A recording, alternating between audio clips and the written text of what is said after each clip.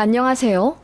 중학생 아이 둘 키우는 40대 중반 경기도 사는 여자입니다. 시댁에 안부전화 다들 얼마나 하시나요? 잘하는 사람은 일주일에 한 번씩도 하고, 어떤 사람은 한 달에 한두 번 하기도 하고, 또 어떤 집은 안부전화 자체를 안 하는 분위기도 있는데요. 저는 그놈의 안부전화 때문에 시댁과 기절초풍할 사건을 겪은 며느리랍니다. 그 일로 시댁이랑은 완전히 틀어졌어요. 아니, 정확히는 시어머니죠. 아버님이랑은 그래도 간간히 모시고 식사도 하고 그러지만 어머님한테는 좀처럼 마음이 열리지가 않아요. 지금은 시간이 많이 지난 일이긴 한데 제가 너무 한 건지 다른 분들 의견도 궁금해져서 지난 일을 한번 쭉 써보겠습니다. 남편에게는 형이 있어요. 아주버님이 어릴 때부터 공부를 잘해서 의대 가려고 했는데 막판에 진로를 바꿔서 공대로 진학했고 공부를 아주 오랫동안 많이 하신 뒤 교수가 되셨습니다. 형님도 교수님이에요. 음대 교수입니다. 저희 남편은 아버님보다 5살 어리고 공부는 그렇게 잘하지 않았지만 체육에 소질이 있어서 진로도 스포츠 쪽으로 정했어요. 당연히 교수인 형보다 연봉 차이가 엄청 많이 나지만 스스로의 일을 사랑하고 또 자부심이 있는 스포츠맨입니다. 저도 그냥 평범하게 연봉 받는 외국어 강사이고요. 시댁은 돈이 좀 있는 편입니다. 시외가가 부유하세요. 그래서 시어머니도 그 어려운 시절에 음대 나오신 보기 드문 케이스예요. 협주단 같은 데 들어가 활동하셨다던데 셋째 아이, 그러니까 제 남편의 동생을 유산하신 이유로 충격에 완전히 손을 놓으셨다고 하더라고요. 시아버님은 그닥 돈이 있는 집안이 아니라서 결혼하실 때도 시외가 지원받아 하셨다고 들었어요. 그래서 그런지 어머님 입김이 대단한 시댁 분위기입니다. 아버님은 거의 이견을 내지 못하시고 어머님 결정에 다 따르시는 순한 분이십니다. 저희 결혼할 때도 아버님은 제가 마음에 든다 하셨는데 어머님이 절 탐탁치 않아 하셔서 허락도 1년 넘게 기다려야 했습니다. 많이 힘들었지만 제가 남편을 너무 많이 사랑해서 꾹 참았네요. 시댁은 제가 결혼할 때는 매매 시세 9억 정도 하는 32평짜리 수도권 아파트와 현금 10억 정도 갖고 계시는 걸로 알고 있었어요. 아버님이 공직자 출신이시라 연금도 있으시고요. 이래저래 노후 준비 빵빵히 잘 된 여유로운 시댁인데 저희 집은 평범하기 그지없어서 어머님이 별로 안 좋아하셨습니다.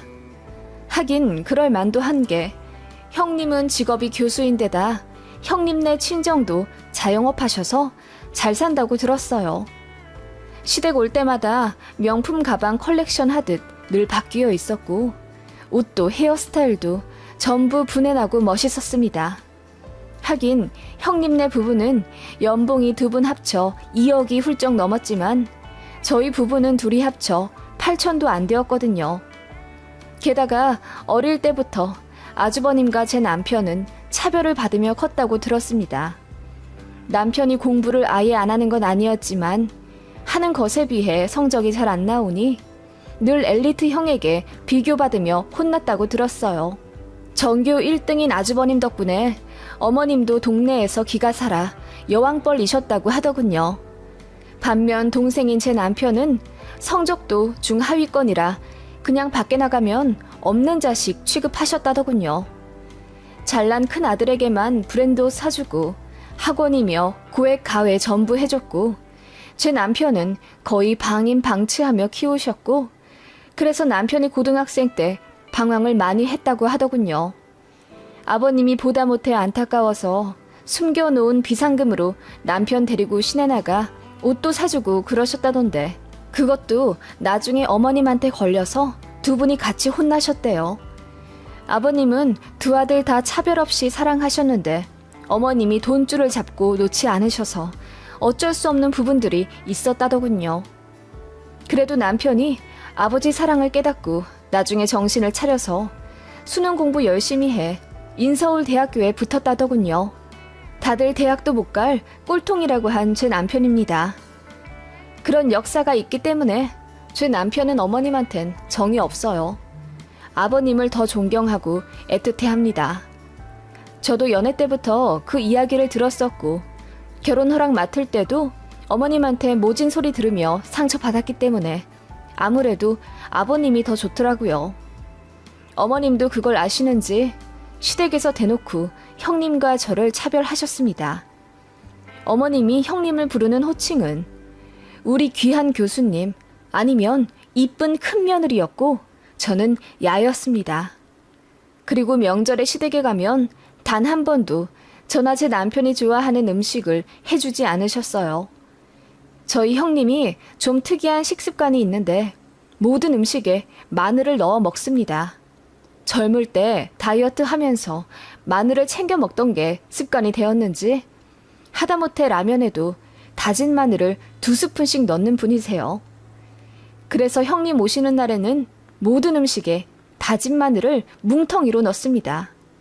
반찬이든 국이든 모든 음식에 형님 취향대로 마늘을 왕창 넣으니 마늘 향을 별로 안 좋아하는 제 남편은 입에도 못 대고 옵니다. 어머님은 그거 아시면서도 항상 형님 아니면 아주버님 취향에 맞게 요리를 해주셨어요. 그리고 외식이라도 할라치면 형님한테 늘 우리 큰 며느리 뭐 먹고 싶어?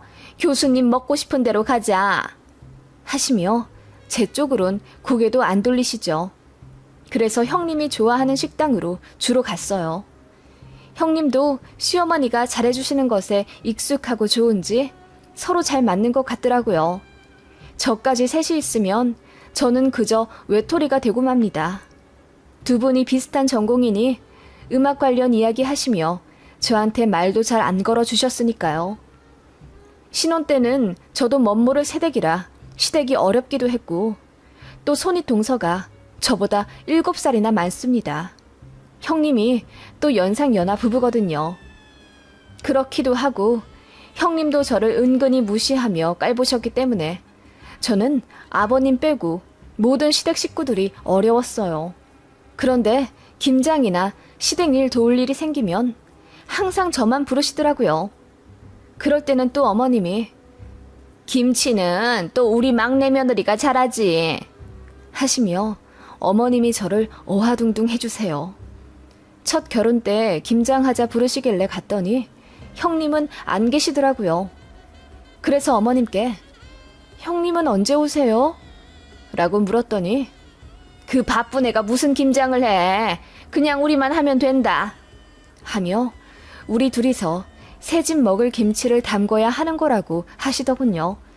좀 황당했지만 첫 김장이고 또 저도 긴장이 되어서 별 생각 않고 열심히 했죠. 그런데 어머님은 저한테 시키기만 할 뿐 몸 힘든 건 안 하시더라고요. 알고 보니 어머님은 원래 김장을 안 하시고 다 사드셨던 분인데 둘째 며느리 들이고 나서 김치를 담그기로 하신 거였더라고요. 저는 그것도 모르고 혼자서 김치 150포기 담궜습니다.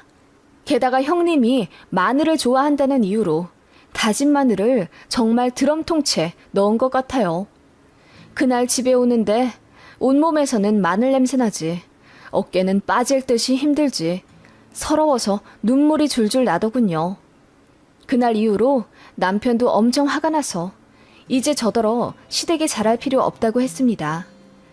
저는 그래도 어머님이 워낙 반대하셨던 결혼을 한 며느리라 잘하고 싶었던 마음이 컸던 것 같습니다. 그리고 제가 좀 더 잘하면 어머님이 남편도 더 봐주지 않으실까 싶어서 그래도 기본적인 도리 그 이상은 하고 싶었습니다. 어머님 때문에 힘이 쭉 빠져도 뒤에서 저를 챙겨주시는 자상하고 조용한 아버님 덕분에 시댁에 악감정 갖진 않았어요. 시댁에 안부 전화도 정말 자주 했어요. 사실 어머님이 결혼 조건으로 그리 말씀하셨습니다. 내가 보기에 너 우리 아들에 비해 잘난 것 없다. 그래도 착하고 순하다는 말에 내가 생각을 받고 결혼을 허락한 거니까 시댁에 잘하는 며느리 되거라. 명절에도 이틀은 자야 하고 안부 전화도 무조건 일주일에 한 번씩 해라. 네 형님도 나한테 전화 잘한다. 어머님 그 말씀 때문에 약속 지키려고 노력했어요. 안부 전화는 어머님이 먼저 요구하셔놓고는 매번 시큰둥하게 받으시더군요. 형님도 전화를 참 자주 하시는 것 같았어요. 그래서 어쩔 때는 어머님이 지난주에 네 형님이 나한테 3번이나 전화했다. 넌 한 번 했지? 그 바쁜 교수 생활하면서 시어머니한테 3번이나 전화하는 며느리가 어딨어? 넌 반성 좀 해. 라고 화를 내신 적도 있어요. 게다가 돈의 힘이란 게 뭔지 어머님이 저희 결혼할 때 2억 해주셨거든요. 그래서 그 덕분에 집 잘 구했습니다. 그런데 알고 보니 형님네한테는 5억 해주셨더라고요. 나중에 그거 알고 나서 섭섭하지 않았다면 거짓말이고요. 아무튼 이런저런 도리를 하고 싶어서 꽤나 열심히 시댁 챙겼네요. 어머님도 울지 않는 캔디처럼 싹싹하고 살갑게 자라니까 점점 저에게 마음을 여신 것 같았어요. 물론 형님이랑 저를 여전히 차별하며 저는 일 시키고 형님은 소파에 앉아있게 하긴 하셨지만요. 형님은 진짜 너무 말랐고 집에서 살림도 안 하는 분이라서 어머님도 어느 정도 포기하신 부분이 있어요. 그래서 제가 며느리로 들어오기 전부터 큰 며느리한테 설거지 한번 시켜본 적 없다고 하더라고요. 제가 들어오니 자연스레 그런 일들이 저에게 위임된 거고요. 한 5년 정도는 저도 노력하고 싶었는데 큰애가 4살이 되고 사리 분별하기 시작하면서 저도 더 이상 시댁에서 노예처럼 굴고 싶지 않아졌어요. 제 아들이 시댁에서 바삐 일하는 제 뒷공무니를 쫓아다니며 이렇게 말하더라고요. 엄마, 나랑 놀아줘. 왜 엄마만 이래? 엄마도 큰엄마처럼 저기 앉아서 나랑 같이 놀자. 라고 하며 거실에서 TV 보고 있는 형님을 손가락으로 가리키더군요. 그 말에 어머님이 웃으며 니네 엄마가 요리를 더 잘해서 그래. 그리고 일하는 팔자는 따로 있단다. 라고 하시더군요. 그 말에 처음으로 시어머니께 발끈하게 되더군요. 어머님, 일하는 팔자가 따로 있다뇨. 제 아들 앞에서 어떻게 그렇게 말씀하세요? 제가 정색을 하고 말하니 어머님이 당황하신 듯 얼굴이 새빨개지며 말을 더듬으시더라고요. 그리고는 이내 화를 버럭 내시며 내가 무슨 틀린 말 했니? 큰 며느리는 존경받는 교수 일 하느라 바쁘고 힘드니 주말이나 연휴에는 좀 쉬어야지. 너는 아랫동서가 돼가지고 너보다 7살이나 많은 형님을 부리고 싶니? 라고 하시길래 어머님, 저도 힘들게 일하고 애 키워요. 제가 어리면 무조건 다 해야 하나요? 그건 아닌 것 같아요. 저도 양보하고 배려해서 시댁에서 더 일한 건데 저는 그냥 일할 팔자라 시키셨던 거예요? 라며 제가 대들었습니다. 그러자 어머님이 갑자기 뒷목을 잡으시며 봐라 봐라, 막내 며느리가 시어머니한테 개기는 것 좀 봐라. 세상에 나 넘어간다. 하시며 부엌에서 쓰러지는 척 하시더군요. 온 식구들이 난리가 났네요. 아주버님은 119 부르자고 하고 형님은 자기 차에 모시고 병원에 간다고 난리였습니다. 그렇게 응급실에 갔는데 당연히 별 이상 없죠. 혈압도 정상이고 모든 게 정상이었습니다. 하지만 저는 그날 이후로 어머님께 아주 되바라진 며느리년이 되었습니다. 어머님은 툭하면 저에게 전화해 시애미한테 대더니 속이 시원하디? 난 아직도 그날만 생각하면 우라가 치민다. 라며 저에게 화풀이를 하셨어요. 그리고 제 남편까지 거론하며 유유상종이라더니 똑같은 것들끼리 만나 결혼했구나. 그놈도 그렇게 공부 안 하고 망나니처럼 살더니 지형 얼굴에 먹칠이나 하면서 말이야. 너도 똑같아. 라며 저에게 폭언을 하셨습니다. 그래서 저도 너무 상처를 받아 한동안 시댁에 가지 않았죠. 남편도 어머님께 찾아가 너무하다고 화를 내며 연을 끊을 듯이 싸우고 왔다고 하더군요. 그러자 어머님께서 신혼집에 대준 2억을 당장 내놓으라 하셨습니다. 저희는 돈이 없었어요. 어머님이 보태주신 2억에 저희가 1억 더 대출받아 서울 근교에 20평대 아파트로 이사와 신혼집으로 시작했었는데 전세가 점점 오르길래 부담되어서 그냥 대출 더 받아 매매를 했거든요. 게다가 타던 차가 퍼져서 중고로 1,500만 원짜리 SUV를 하나 더 구입한 상태였죠. 그래서 한 달 이자만 120에서 130만 원이 나갔고 그 당시 저는 둘째 아이를 낳은 지 얼마 되지 않아 출산휴가 또 썼다고 회사에서 잘린 상태였어요. 남편 월급은 300만 원대였고요. 아이는 둘이나 있지. 들어갈 돈은 많지. 안 그래도 숨만 쉬며 사는 마당에 어머님이 갑자기 결혼 때 지원해준 2억을 내놓으라 하니 숨이 턱 막히더군요.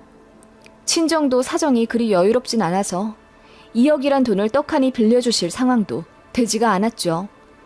남편은 사채를 써서라도 어머님께 2억 다시 갖다주고 아이의 연을 끊고 싶어 했지만 그렇게 되면 저희는 한 달에 거의 200만 원 이상을 이자에 허덕이며 애들 손가락 빨리게 살게 되는 거예요. 정말 고민 많이 했는데 그럴 바엔 제가 한 번 더 숙이고 들어가는 게 낫겠다 싶더라고요. 그래서 정말 더럽지만 어머님께 찾아가 무릎 꿇고 빌었네요. 제가 못난 짓을 했으니 한 번만 용서해 달라고요. 그날 진짜 태어나서 가장 많이 울어본 것 같아요. 어머님은 제가 오열하는 거 보면서 너 나한테 미안해서 우는 게 아니라 억울해서 울지? 라고 비웃으며 커피를 홀짝 거리시더군요. 그렇게 2억 달란 소리는 쏙 들어가셨고 대신에 조건을 거셨습니다. 너 앞으로 나한테 더 잘해라. 안부 전화도 일주일에 한 번은 무조건 하고 한 번도 부족한데 그 이상 하면 내가 귀찮으니까 아무튼 반성하는 의미로 나한테 열심히 전화해라. 네 시댁 와서도 엉덩이 붙일 생각 말고 일하고 라고 하시더군요.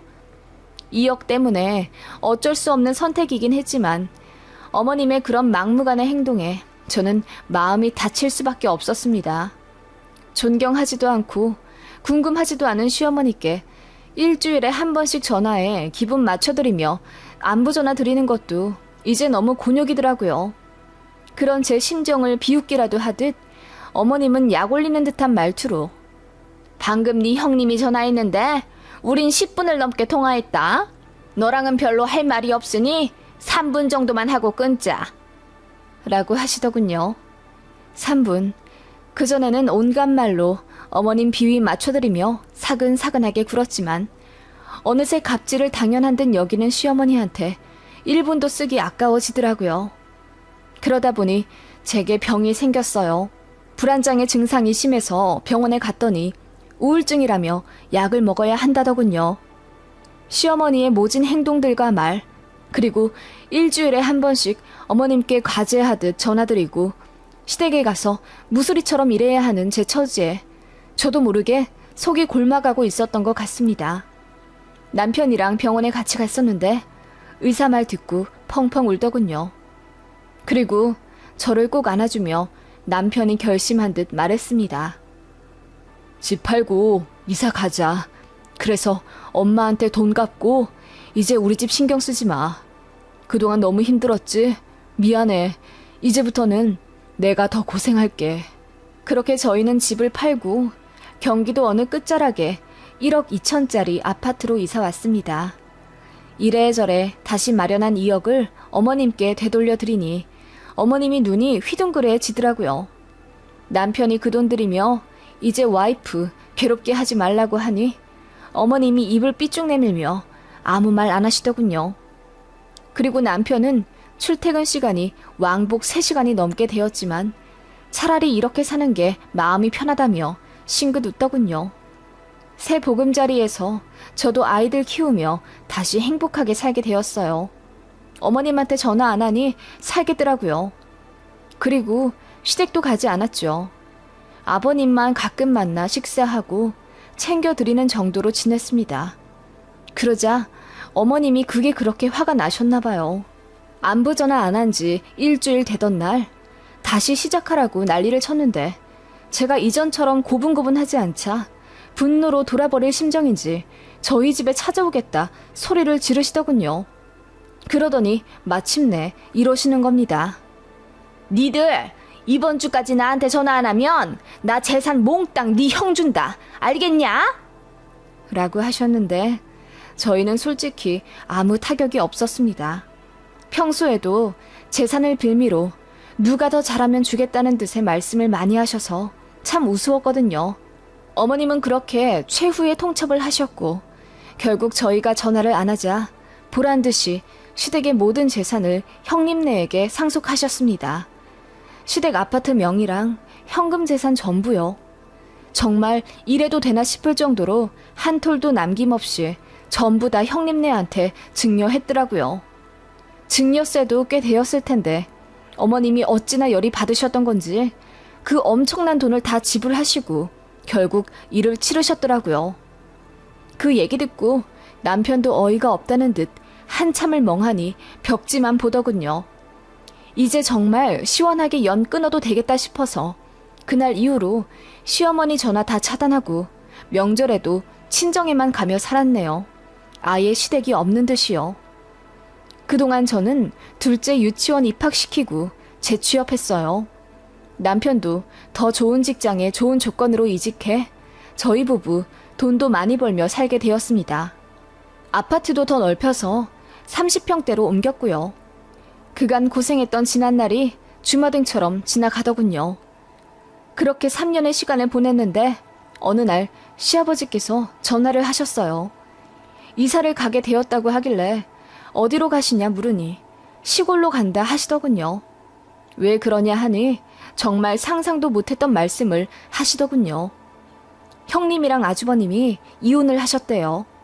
아주버님이 바람을 피우셨다더군요. 그것도 같은 학교 유부녀 교수랑요. 두 분이 싸우면서 아주버님이 말하기를 형님한테 마늘 냄새가 나서 관계하기 싫다고 자존심을 건드렸나 봐요. 그래서 화가 난 형님이 학교에 소문 낸다고 했다가 아주버님이 싹싹 비니 재산이라도 몽땅 내놓으라고 해서 같이 살고 있던 집은 물론이고 부부 명의로 되어 있던 시댁 아파트까지도 다 형님 명의로 돌렸다네요.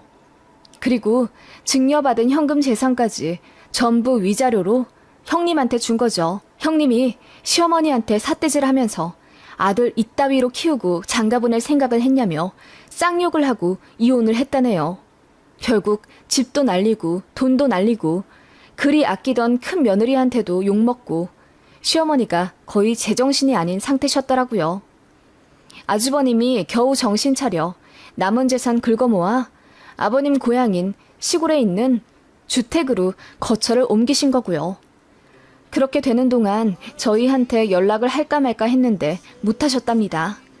솔직히 시어머니 저한테 그렇게 매몰차게 굴며 다신 안 볼 사람처럼 형님한테 재산 몰빵하시더니 뒤통수 제대로 맞은 것 같아 꼬시지 않았다면 거짓말이네요. 그런데 둘 다 노인이시기도 하고 어떻게 사시는지 들여는 봐야 할 것 같아서 그 시골집에 한번 가봤습니다. 다행히 쓰러져가는 그런 초가집 같은 건 아니고 그래도 잘 정리된 주택이었어요. 어머님은 그간 맘고생을 격하게 하셨는지 얼굴이 완전 상해 계시더라고요. 애들은 뭣도 모르고 뒷산에서 뛰어놀고 저희 부부만 조용히 어머님 앞에 앉았습니다. 어머님이 저희 보시자마자 펑펑 우시더군요. 그놈들이 그렇게 내 뒤통수를 칠 줄이야. 내 집, 내 돈 다 날리고 이제 나는 아무것도 없구나. 아니다. 너희라도 있으니 다행이구나. 참 다행이야. 하시더군요. 그래서 제가 말했죠. 어머님, 그리 아끼던 큰아들 큰며느리한테 된통 뒤통수 맞으니 마음이 많이 속상하시죠? 그런데 저희도 형님네 그늘에 가려 무지막지하게 차별당하고 사는 동안 속이 많이 상해서 회복이 안 돼요. 저희랑 잘 지낼 생각하지 마세요. 이 사람은 아무리 그래도 피를 나눈 사이니 몰라도 일단 저는 아니에요. 어머님한테 상처 너무 많이 받아서 정신병까지 걸릴 정도였거든요. 그래서 앞으로도 저만 생각하며 살 거예요. 사실 여기 온 것도 아버님 뵈러 온 거지 어머님 걱정은 안 되더라고요. 이해하시죠? 저한테 연민 바라지 마세요. 라고 했더니 어머님이 망연자실한 표정을 지으시더군요.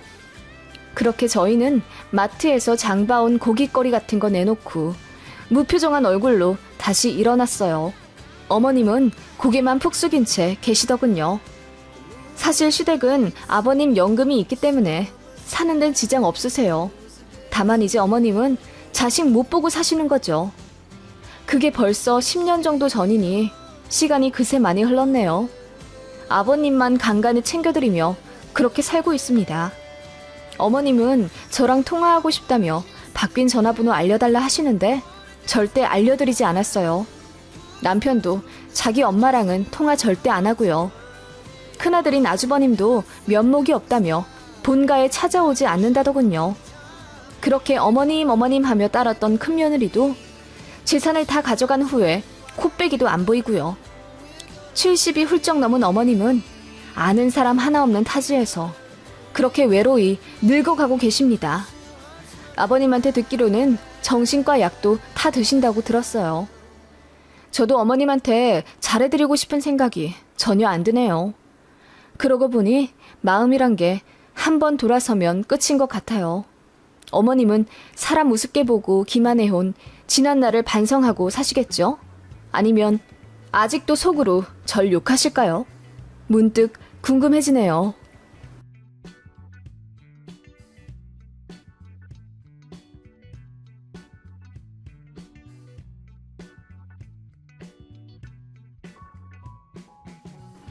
안녕하세요. 저는 한 번의 이혼을 겪은 뒤 재혼하여 지금의 남편과 유치원생 아이, 그리고 자상한 홀시어머니 모시고 알콩달콩 잘 살고 있는 40대 초반의 여자입니다. 첫 결혼을 실패했던 지난날의 슬픔과 상처는 거짓말처럼 씻겨져 나가고 지금의 제가 있는 보금자리는 사랑과 웃음만이 가득하답니다. 그리고 인과응보는 있는 것 같아요. 전 남편과 전시모 인생이 처참하게 구겨져 버렸다는 소식을 듣고 기분이 묘하더라고요. 한동안은 마음이 싱숭생숭해 굳이 떠올리고 싶지 않은 기억이었는데 한 번쯤은 다른 분들의 의견도 들어보고 싶어 10년 전 제가 이혼했을 때의 사건을 한번 써보려 합니다. 세상에 이런 사람들도 있다는 걸 알려드리고 싶기도 하고요. 제 첫 결혼은 28살 때입니다. 대학원 졸업하고 중견기업 연구원으로 취직하자마자 사귀던 남자와 결혼을 했습니다. 동호회에서 만난 사람이고 서울시 공무원이었어요. 2년 정도 연애하며 서로에 대해 알 것 다 안다고 생각했던 사람입니다. 그 사람 부모님은 자영업을 하던 분이셨고 서울 모 지하철 역세권 근처에서 크게 음식점을 하던 분들이세요. 원래는 형편이 그닥 여유롭지 않은 집안이었는데 퇴직 후 시작한 사업이 운 좋게 잘 되어 한 달에 많게는 순수익 3천만 원도 넘게 버신다고 하더라고요. 자가로 서울에 집도 갖고 계셨고 현금도 좀 있으셔서 저희 결혼했을 때 신혼집에 보태라고 7억 해주셨네요. 눈을 씻고 찾아봐도 주변에 저처럼 시댁에서 많이 지원받은 케이스가 없었기에 정말 많이 감사했고 잘하고 싶었습니다. 집을 해주셨다는 이유로 비밀번호 요구하시고 시도 때도 없이 찾아와 살림 간섭하고 잔소리 하시긴 했지만 그냥 어머님 성격이려니 하고 좋게 생각했어요. 그런데 어머님은 제가 마음에 안 드셨나 봐요. 우리 아들이 좋아하는 여자라 결혼 허락하긴 했지만 네가 마음에 드는 며느리는 아니다. 나는 집에서 살림하는 여자가 며느리 되길 바랬어. 그래서 시부모 장사하는 데 와서 돕고 우리 아들 힘들게 일하니 저녁에 따뜻하고 맛있는 밥 해먹이고 아침엔 와이셔츠 잘 다려서 출근시켜주길 원했는데. 아, 그러셨어요? 저도 일을 해서 많이 바쁘긴 하지만 주말에 가끔 시간 내서 어머님 아버님 도와드리러 갈게요. 그리고 부부니까 서로 많이 배려하고 양보해야죠. 저도 현석 씨 위해서 제가 할 수 있는 건 다 할게요. 네가 할 수 있는 거? 그러면 아침에 1시간 더 일찍 일어나서 우리 아들 밥 해먹이고 출근할 수 있니? 얘기 듣기로는 우리 아들 아침에 밥도 못 먹고 출근한다고 하던데. 네? 현석 씨 원래 아침 안 먹잖아요. 혼자 살 때도 안 먹었다고 그냥 가던데요. 그리고 제 출근이 더 이른 거 아시잖아요. 저 지금도 5시에 일어나요. 그 말에 전시모가 화를 버럭 내며 안 먹는다고 하면 네가 여러 가지를 시도해 봐야지. 가장은 뭐니 해도 아침밥이 중요한데 네 얼굴에 분만 쳐바르고 홀랑 나가면 되겠니? 라고 하시더라고요. 그래서 제가 말씀이 너무 심하셔서 상처받을 것 같다고 했더니 뭔 말을 못한다면서 그냥 나가시더라고요. 그날 펑펑 울며 남편한테 이야기했더니 우리 엄마가 아들 장가 보내고 아직 마음이 싱숭생숭해서 그러신가 봐. 여보가 이해를 좀 해줘. 사실 자기가 날 잘 안 챙겨주는 건 사실이잖아. 엄마 입장에서 속상할 순 있지. 라고 하길래 저도 돈 버는 맞벌이인데 어떻게 한쪽만 일방적으로 배려를 해주냐니 남편이 그러대요. 우리 집에서 7억 해주셨잖아. 그 말에 바보같이 한마디도 못하겠더라고요. 네, 저희 친정은 그닥 여유롭지가 않으세요. 아버지가 오랜 병환 끝에 저 대학생 때 돌아가셨고 보험 같은 게 없었기 때문에 병원비가 엄청났어요. 그거 전부 빚이었고 엄마랑 저랑 제 여동생이랑 아빠 돌아가신 슬픔에 젖어 살기보다는 돈 벌어서 상환하기 바빴어요. 그래도 저랑 제 여동생이 공부는 잘해서 둘 다 좋은 대학 들어갔고 공부해서 학자금 대출받고 장학금 받아가며 악착같이 공부해 연봉 높은 직장 얻었습니다.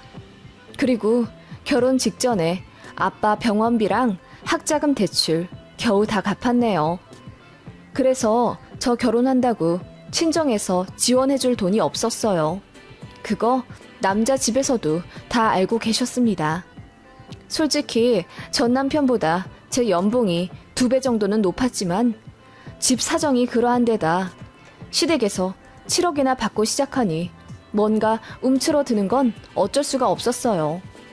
게다가 전시모는 뭔가 직업적인 특징 때문인지 목소리도 크고 사람을 이리저리 부리는 성향이셔서 저도 모르게 가스라이팅 당하는 것 같았어요.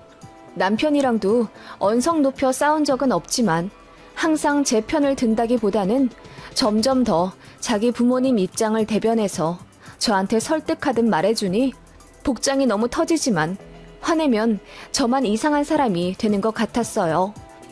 그래도 제가 선택한 사람이고 제가 조금 더 잘하면 되겠다는 생각으로 결혼 생활 성실하게 했네요. 아침밥 안 먹는다는 신랑 출근길에 뭐라도 먹으라고 선식도 직접 갈고 옷도 자기 전에 잘 다려놓고 잤어요. 퇴근하면 제가 저녁도 차렸고요. 같이 돈 버는 부부인데 뭔가 저 혼자 동동거리며 집안일 다 하고 남편 혼자 챙긴다는 느낌이 들긴 했지만 그래야 시어머니가 만족하고 잔소리를 안 하시니 그냥 그렇게 길들여지게 되는 것 같더라고요. 바보 같지만 그렇게 살았습니다. 그래도 남편이 설거지랑 청소기는 돌리니 그걸로 만족했네요. 아예 안 하는 것보다는 큰 위안이 되었으니까요. 주말엔 가끔 시댁가게 가서 일도 도와드리고 그랬어요. 남편은 쉬고 싶다고 해서 저 혼자 나간 적도 많았네요. 가서 주방 설거지하고 알바 빵꾸 났을 때 제가 대타 뛰고 그랬어요. 제가 며느리니까 이 집안 가족이니까 당연히 도와야 한다는 생각이 있었고 어머님도 그게 당연하다 여기셨던 것 같아요. 그런데도 한 번 며느리가 마음에 안 든 건 쉽사리 바뀌지가 않으신 것 같았어요. 제가 그렇게 잘하려 노력하는데도 어머님은 툭하면 저더러 일하는 며느리 필요 없다. 너 돈 번다고 유세 떨려고 하지 마라. 나는 싫으니까. 하셨고 제가 회사에서 인정받아 상도 받고 보너스도 받아올 때도 콧방귀 끼며 쳐다도 안 보려 하시더군요. 그렇게 결혼 생활 1년 정도 했습니다. 어머님과는 고충이 있었지만 남편이랑은 그렇게 사이가 나쁘지 않았어요. 그런데 상상도 못할 청천벽력 같은 일이 생기게 되었습니다. 제가 너무 피곤하고 힘들어서 영양제를 왕창 먹고 살았는데 주변에서 저더러 병원 좀 가보라 하더군요. 그런데 일도 너무 바쁘고 퇴근하면 병원 문은 닫혀 있는 데다 토요일은 시댁 가게 가는 게 일상이었던지라 병원 갈 시간이 좀처럼 안 나더라고요. 그래서 미루고 미뤘는데 어느 날 거울을 보는데 제 모습이 좀 초췌하게 느껴지더라고요. 뭔가 문제가 있긴 한가 보다 싶어서 많이 바빴지만 회사 휴가 내고 건강검진을 받았습니다. 그런데 제가 암이라더군요. 갑상선 암이래요. 심지어 임파선까지 전이가 된 상황이라 수술하고도 항암 치료를 오래 해야 한다고 하더라고요. 갑상선 암이 치료가 쉽고 예후가 좋긴 하지만 저 같은 경우는 이미 전이가 된 상황이라 결코 쉽게 볼 문제가 아니더라고요. 눈물을 펑펑 흘리며 남편에게 이야기했더니 남편도 착잡한 표정이었어요. 저는 그게 아내를 잃을까봐 비통한 심정을 애써 참은 것이라 생각했네요. 하지만 그건 착각이었습니다. 제 말을 듣자마자 남편이 하는 말이 우리 엄마한텐 뭐라고 말하지? 이러는 거예요. 그래서 그게 무슨 말이냐고 하니 아니 안 그래도 자기를 아직도 마음에 안 들어 하시는데 자기가 몸까지 아프다고 하면 엄마가 정말 많이 화내실 것 같아. 그래서 자기 구박받을까 봐 라고 하더군요. 너무 어이가 없어서 지금 그게 중요한 거냐고. 자기 배우자가 암에 걸렸고 전이가 된 상황인데 당장 본인 엄마한테 뭐라 말할지 고민되는 게 맞는 거냐고 제가 소리를 고래고래 질렀네요. 저도 암이라는 얘기 듣고 패닉이 온 상태라 예민했던 것 같습니다. 제가 이성 잃은 모습을 처음 본 남편이 저더러 실망이라고 하더군요. 자기도 병수발 들 생각에 착잡한데 미안해 하진 못할 망정 자기한테 화를 낸다면서요. 그 순간 저도 피가 싹 식는 느낌이 들더군요. 내가 배우자를 잘못 선택했구나. 덜컥 겁이 났던 순간이었던 것 같습니다. 남편은 본인이 알아서 집에 잘 이야기하겠다며 집을 나갔는데 1시간 뒤 시어머니 대동에서 집에 돌아왔더군요. 어머님이 잔뜩 흥분한 상태로 씩씩거리며 암이라고? 갑상선 암? 우리 아들이 좋다고 해서 어쩔 수 없이 뭐 하나 잘난 거 없는 가난한 집안 자식을 들였더니 몸뚱이도 성하지가 않은 거야? 돈이 없으면 건강이라도 해야 할 것 아니야? 라고 하시더군요. 네, 믿기 힘드시겠지만 정말입니다. 어머님이 그렇게 제 얼굴을 보자마자 걱정은커녕 화부터 내시더라고요. 제가 너무 서러워서 저도 아프고 싶어서 아픈 게 아니잖아요. 정말 너무하세요. 라며 울었더니 뭘 잘해서 오냐고 다그치시더군요. 그리고는 제 일을 지적하며 제가 몸에 안 좋은 화학 물질을 만져서 몸이 그렇게 된 거라며 다 제 탓이라고 하시더군요. 그러더니 아들을 껴안고 우는 소리를 하며 결혼한 지 얼마 되지도 않았는데 마누라 병수발이나 들어야 해서 어쩌노? 불쌍한 내 아들 하시는 겁니다. 그 모습에 저도 정이 떨어질 대로 떨어졌네요. 묵묵부답으로 서 있는 남편도 꼴보기가 싫어 그대로 안방에 들어와 드러누워 하염없이 울었네요. 그런데 시어머니가 입을 뒤집어 쓰고 오는 제 앞에서 핸드폰으로 어딘가에 전화를 걸더니 사부인 접니다 이러시더라고요. 깜짝 놀란 제가 벌떡 일어나 지금 뭐 하시냐 물었죠. 네, 시어머니가 제 친정 엄마에게 전화를 거신 겁니다. 네, 얘기 들으셨죠? 며느리가 암이라네요. 게다가 전이까지 됐다는데 내가 아주 속상해 죽겠습니다. 네네, 사부인도 얼마나 속이 문드러지시겠습니까? 그런데요, 제 입장도 생각을 혹시 해보셨나요? 아들 장가 보낸 지 얼마 되지도 않아서 며느리가 암이랍니다. 어떻게 생각하세요? 어머님은 그렇게 화가 난 듯한 말투로 제 친정 엄마에게 다그치듯 전화를 하시더라고요. 제가 너무 놀라서 그만하시라고 전화기를 빼앗으려 하니 어머님이 큰 소리로 책임을 지세요. 나는 모릅니다. 수술을 해서 항암을 하더라도 사부인이 와서 병수발을 드세요. 난 우리 아들이 힘들어하는 꼴 못 봅니다. 그리고 하자 있는 딸 시집 보낸 책임도 지셔야죠. 병원비도 사부인이 내세요. 내가 우리 아들 잘 살라고 7억이나 해줬는데 그쪽은 아무것도 안 해줬죠? 아니다. 냉장고 사라고 400만 원 해주셨던가? 500만 원도 아니고 400만 원 줄 거면은 안 주고 말지? 라며 저희 친정 엄마의 성의를 무시하는 발언까지 하더군요. 가뜩이나 딸이 암이라는 소식에 슬퍼하고 계시는데 그런 제 엄마에게 씻을 수 없는 상처를 준 시어머니를 죽이고 싶을 정도로 미웠습니다. 어머님은 그렇게 한바탕 난리를 치고 가셨고 남편은 고개를 떨군 채 아무 말 안 하더군요. 그래서 제가 먼저 말했습니다. 이혼하자고요. 그랬더니 안타까운 표정을 지으며 그래야겠지 하더군요. 더 볼 것도 없었습니다. 그냥 그렇게 헤어졌네요.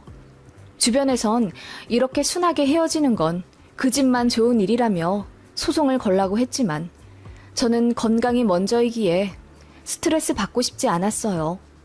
마지막 배려라며 수술비에 쓰라고 남편이 1,000만 원 내주더군요. 안 받을까 하다가 그냥 받았습니다. 자존심이 밥 먹여주나 싶어서요. 이혼한다고 하니 시어머니가 그래, 잘 생각했다. 이제야 너를 위해 진심으로 기도해 줄 수 있을 것 같구나.